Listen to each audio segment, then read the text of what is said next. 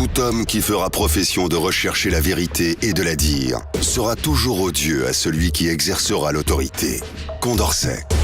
Bienvenue chez les GG sur Radio Espace Guinée.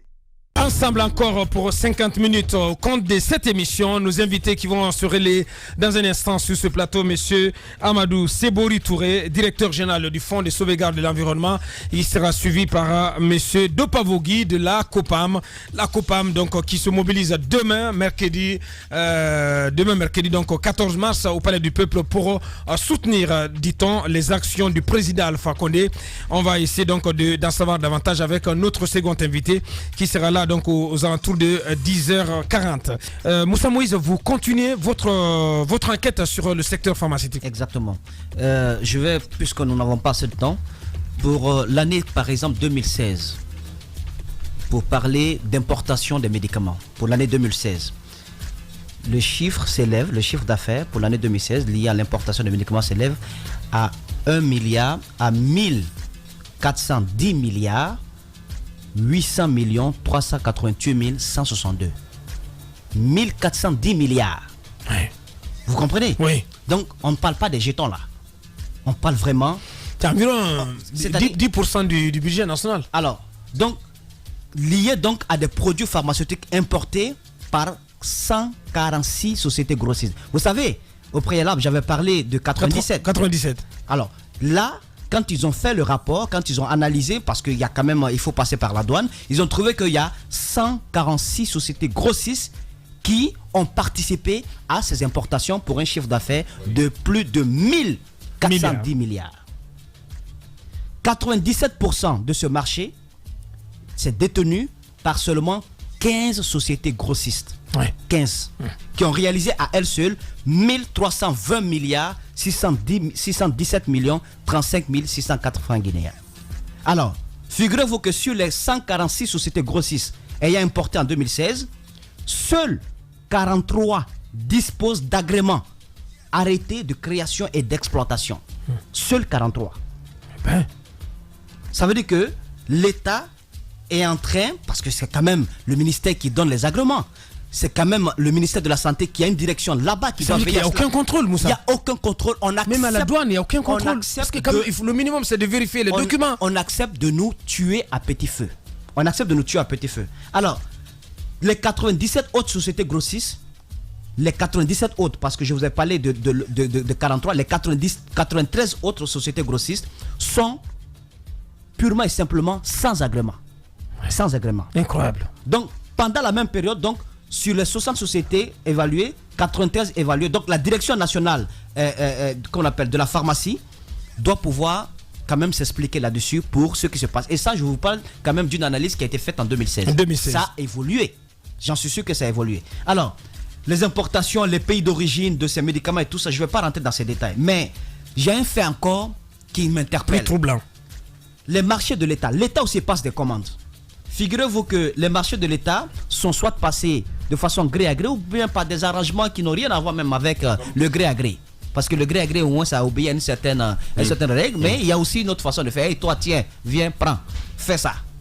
Alors, les marchés qui doivent être passés suite à des appels d'offres ou restreints ou bien de gré à gré ont produit un chiffre d'affaires de 136 milliards. Non, je reprends. Parce que c'est quand même des chiffres trop colossaux.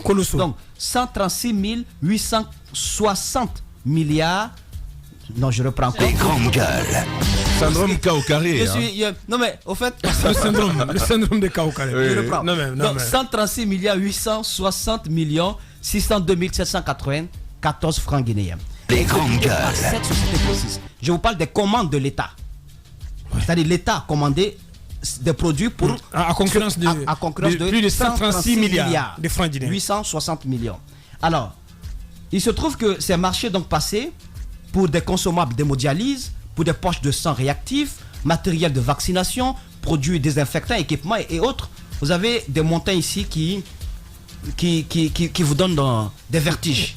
Et figurez-vous que ces marchés ont été passés, donnés à des sociétés grossistes qui n'ont pas d'agrément, qui n'ont pas d'arrêté d'exploitation, au détriment d'une société qui existe, qui est publique, légalement constituée par laquelle l'État doit passer pour toutes ses commandes, qui est la pharmacie centrale de Guinée.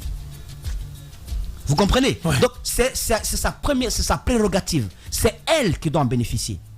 Mais au-delà de ça, si elle on la bypass et puis complètement, on donne à des sociétés qui n'ont même pas d'agrément. Qui n'ont pas. Donc, alors que des marchés passés donc avec sociétés grossistes privées, pendant que l'État, conformément à la loi L94, il faut interpeller la le loi ministère de la Santé. L94 dispose de sa société grossiste publique, qui est la pharmacie centrale de Guinée, dont la structure de prix est avantageusement différente de celle du privé et du coup permet d'offrir le médicament à un meilleur prix, afin qu'il soit accessible à 80% de la population. Et au-delà de ça, les sociétés qui en bénéficient, il y a une du nom, je vais dire son nom, ZMC, un laboratoire pharmaceutique chinois disposant d'un dépôt, Shigu Pharm, se faisant passer pour une société grossiste acceptée comme telle par l'administration pharmaceutique. Que ça remue là où ça doit remuer aujourd'hui. Mais il faut qu'on dénonce certaines attitudes parce qu'ils contribuent à tuer la population. C'est incroyable, Moussa. Alors, ZMC n'est pas une société grossiste qui est habilitée à importer des médicaments. ZMC n'est pas une société donc habilitée au regard de la loi à importer des médicaments. Pourtant, cette société totalise 40% des marchés de l'État passés. Les marchés dont je viens de parler, elle détient 40% des chiffres d'affaires. Alors qu'elle n'est même pas, elle n'évolue même pas dans son champ d'activité. Pas du tout. 40%. Le montant, 54 milliards 860 millions 342 065 francs guinéens. Incroyable. ZMC, au moment où ce rapport était fait, n'avait aucun agrément de société grossiste répartiteur. Il faut se poser des questions. L'État a exécuté un marché de médicaments de 136 milliards. Pendant que à la même période, sa grossisterie légale, qui est la pharmacie centrale de Guinée, n'a réalisé que 1 milliard 581 millions 552 438 francs guinéens. On appauvrit qui? On tue qui? Mais vous pensez que ces sociétés-là naissent d'elles-mêmes? Derrière, vous verrez un Chinois, mais le Chinois est aiguillonné par un Guinéen au perché.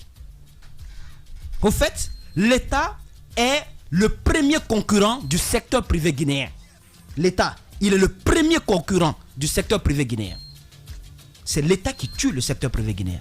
Par ces sociétés, par ces paravents qui se mettent dans un domaine où ils ne doivent pas intervenir. Alors, je ne vais pas rentrer dans le reste des détails. Peut-être que je reviendrai là-dessus, mais je vous donne juste cet arrêté. En 2013, le 30 décembre 2013, il y a cet arrêté qui a été, il y a cette note qui a été prise par Dr Nama Keïta. Nama Keïta qui, je vais taire pour l'instant le nom de la société, qui autorise une société de la place à créer, gérer sous sa propre responsabilité à son propre compte un établissement pharmaceutique grossiste répartiteur de produits pharmaceutiques dans la commune de Ratoma. L'établissement donc doit importer, distribuer en gros des médicaments, des pansements, des consommables. Mais la note rappelle une disposition de la loi qui dit, en son article 6, la présente autorisation de création fera l'objet de suspension ou de retrait au cas où l'établissement ne sera pas fonctionnel dans un délai de 12 mois à partir de la date de signature du présent arrêté. Je vous ai dit que ça a été signé le 30 décembre 2013. Le 3 octobre 2018, il a fallu attendre le 3 octobre 2018. 5 ans après. 5 ans après. Vous comprenez? Pour que Docteur Edouard Nyankoy Lama, je dis son nom, pour qu'il puisse quand même donner des explications. Pourquoi il a agi ainsi? Est-ce qu'il n'a pas de services compétents pour enquêter? Parce qu'il y a des traces. Moi, je suis journaliste, j'ai eu des documents. C'est pas lui qui ne peut pas les avoir. Le 3 octobre 2018, il prend un arrêté pour la même société qui n'avait pas quand même de façon assez claire, qui n'avait pas du tout respecté la loi. Il prend un arrêté pour permettre à l'établissement pharmaceutique grossiste répartiteur, donc qui est là, dans la commune de Ratoma. Oui, mais dites-nous le nom, Moussa. Attendez, je sais pourquoi je ne dis pas pour l'heure. Alors, le présent arrêté fera l'objet de suspension, de retrait, en cas de non-respect de l'article, c'est-à-dire lié au non-respect de ce délai de 12 mois. Mais ça continue. C'est-à-dire que cet agrément, vous savez ce qui se passe? Non. Vous l'avez, on vous donne le visa, vous prenez l'agrément, vous cherchez un commerçant riche, vous lui vendez votre agrément. Je ne sais pas si vous comprenez le business. Vous lui vendez votre agrément. Et si vous ne trouvez pas de client, d'acheteur de votre agrément, puisque vous avez pu obtenir un arrêté, vous gardez par devant vous le document. Jusqu'au moment où vous avez une autre possibilité d'aller donc vers un nouveau ministre pour pouvoir travailler là-dessus. Moi, je trouve que c'est extrêmement grave. Abaka Diallo. Ouais. Il faudrait, moi je vais revenir encore sur ce dossier. Ouais, plus en c'est profondeur. extrêmement grave. Et on m'apprend quand même un fin connaisseur du domaine. Il faudrait quand même qu'on invite peut-être Dr Ousmane, Dr Fodé Oussou Fofana, qui quand même on m'apprend que sur les 97 sociétés grossistes dont j'ai parlé, il n'y a que 6 qui disposent quand même d'un siège social ou d'un dépôt où vous pouvez partir les rencontrer. C'est un siège social. Oui, où vous pouvez partir quand même les voir, c'est-à-dire qu'ils sont là. Donc le reste... Le reste, c'est dans le sac. C'est eux qui nous vendent des produits. Quand vous faites le parallèle, vous faites le pourcentage, ça veut dire que quand un simple citoyen part à l'hôpital pour se faire opérer par exemple, et que le médecin vous dise, ah ben écoute, voici l'ordonnance, il faut acheter les produits. Mais si tu ne peux pas, tu me donnes 2 millions, je te soigne, je t'opère, mais en même temps, je t'offre les produits. Vous pensez qu'il va prendre ces produits où? 85% des produits que nous achetons viennent de ces importations anarchiques. Donc de ces grandes gueules. 80, au moins 85%. Je veux qu'on se pose des questions. Ouais. C'est bien beau de parler de certains. Je sais que tout est prioritaire dans ce pays, mais le secteur de la santé n'a pas son deux. Puisqu'il faut parler de vie pour parler de politique de développement. Ouais. Je ne comprends pas. Merci à vous, Moussa Moïse. Mais on est dans quel pays, on se demande? Je comprends pourquoi les Guinéens, on est tous comme des Magbana. Ouais. C'est-à-dire, un coup, tu le vois, il était là tout de suite, il est en train de marcher, paf, il meurt. C'est fini. Ouais. On dit crise cardiaque. En fait, tu commences à aller à l'hôpital, tu commences à chercher la maladie. Ouais. C'est-à-dire, tu es mal, reste à la maison, quoi. C'est toujours mieux. Peut-être qu'on le dit avec une dose d'humour, mais ce que Moussa Moïse est en train de relever est grave. Absolument grave. Ouais. Il s'agit de vie humaine. Moi, j'ai bien envie que les choses soient bien précises. Le commandeur public en matière de produits pharmaceutiques, ça doit bien être le ministère de la Santé. À travers la PCG. Exactement, à travers la pharmacie centrale. Mais on te dit que sur une commande de plus de 100 milliards, la pharmacie centrale n'a obtenu que 1 milliard. Le reste, il y a son chinois. Vous savez, tous les Guinéens, quelqu'un le disait en riant à un moment, chaque Guinéen a son chinois. Ouais. Donc le ministère de la Santé également a son chinois. Et derrière ce chinois du ministère de la Santé, il y a probablement un cadeau perché à la présidence de la République. C'est toujours comme ça que ça fonctionne. Et j'aime bien la formule que Moussa Moïse a utilisée lorsqu'il a dit que l'État guinéen est le premier concurrent du secteur privé en République guinéenne. Et ça, c'est une réalité. C'est une réalité. Chaque directeur, chaque ministre, chaque cadre haut perché a sa petite entreprise dans le domaine où il est investi. Si je suis à la santé, j'ai ma petite unité. Si je suis un médecin, j'ai ma petite clinique. Si je suis à un tel département, écoutez, pour les livrables, il faut que je crée une entreprise qui permet de livrer. Si c'est pour des impressions, je dois faire autant. On sait comment ça fonctionne et on est dans un tel carcan. Je vais vous dire une chose, et je le redis encore. Ce n'est pas pour rien que la plupart de nos ministres, observez bien, le ministre de la Santé, directeur de nos hôpitaux, aucun ne se fait soigner en Guinée. C'est clair. Il propose un service de santé à des Guinéens auquel lui-même ne fait pas confiance. L'éducation, nous avons des ministres qui sont passés ici, ils disent aux jeunes Guinéens, allez à nos écoles. Eux-mêmes prennent leurs enfants, ils les envoient dans d'autres écoles. Comment vendre un produit auquel soi-même on n'a pas fait confiance? La sécurité, c'est la même chose. Je vais vous dire, dans tous les secteurs, on propose aux Guinéens du fake. On propose du faux aux Guinéens. Et c'est comme ça qu'on est en train d'aller. Voyez les médecins eux-mêmes, ceux qui connaissent bien le système de santé, ils n'achètent pas de produits ici. Les produits pharmaceutiques qu'on nous encourage à aller acheter vers des pharmacies, eux-mêmes ne les achètent pas ici. Ils préfèrent les importer. Il y a quand même quelques bonnes pharmacies qui vendent des bons produits. Et ces pharmacies-là... La pharmacie à Kipé, Dadia. Abakar Diallo, c'est difficile de démêler le cheveu aujourd'hui. Je suis d'accord. C'est absolument difficile. Mais on vous dit plus de 100 sociétés grossistes d'importation de produits. 146. Et on vous dit il n'y a que 43 sociétés qui sont normalement constituées. Et les autres, c'est-à-dire les 130 autres, où est-ce qu'elles sont? C'est la question qui reste posée. Ah bah voilà. Allez-y, Jacques, pour clore. Il y a même quelque chose d'autre que Moïse n'a pas signalé, mais ça ne se trouve pas dans le rapport. C'est-à-dire, on organise un vol et puis on recrute au sein de la gendarmerie ou de l'armée des agents pour dire, bon, contrôlez-nous, donc surveillez-nous, arrêtez-nous lorsque vous nous trouverez. C'est-à-dire qu'ils ne vont pas les trouver. Ce sont eux-mêmes qui ont bien monté le truc, qui ont bien monté le scénario. Et après, on met une brigade en place. Je ne sais pas le nom, on dit Médicrime. Je crois qu'on pourrait dire même une brigade pour le crime à travers les médicaments. Ouais. Donc, une brigade qui aide, n'est-ce pas, les gens, qui encourage le crime. Donc, qui aide, n'est-ce pas, les sociétés importatrices, les sociétés répartitrices, donc sur le terrain, à bien faire, n'est-ce pas, leur boulot.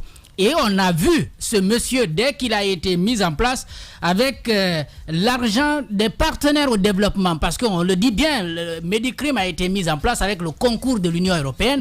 Donc, avec l'argent des partenaires au développement, on met une unité en place. Premier travail à faire, c'est d'offrir aux Guinéens ce spectacle avec ce camion qui disparaît d'un seul coup. Je crois qu'on n'a aucune volonté de sécuriser, n'est-ce pas, la population à travers, n'est-ce pas, ce domaine de la santé. Il y a autre chose qu'il faut peut-être ajouter pour comprendre très bien le manque de volonté de l'État à lutter contre ces phénomènes. C'est rien qu'à voir, n'est-ce pas, nos coins de rue, avec ces médicaments qui sont vendus dans les assiettes. Je pense que c'est la petite lutte quand même qu'on pouvait mener à l'interne, mais rien ne peut être fait. On croit même que c'est normal que ces femmes, ces messieurs qui se promènent avec ces produits pharmaceutiques se débrouillent, parce que c'est le pays dans lequel chacun peut se débrouiller, même si derrière cette débrouillardise, il y a des conséquences, il y a des crimes qu'on peut commettre, on laisse faire. Donc il y a des petits trucs contre lesquels on pouvait lutter. Rien n'est fait dans ce sens. Ne pensez pas que ce phénomène qui est déjà très grand, qu'on puisse mettre fin à cela. Jacques Lewa Leno, la suite. Tout homme qui fera profession de rechercher la vérité et de la dire sera toujours odieux à celui qui exercera l'autorité. Condorcet. Bienvenue chez les GG sur Radio Espace Guinée.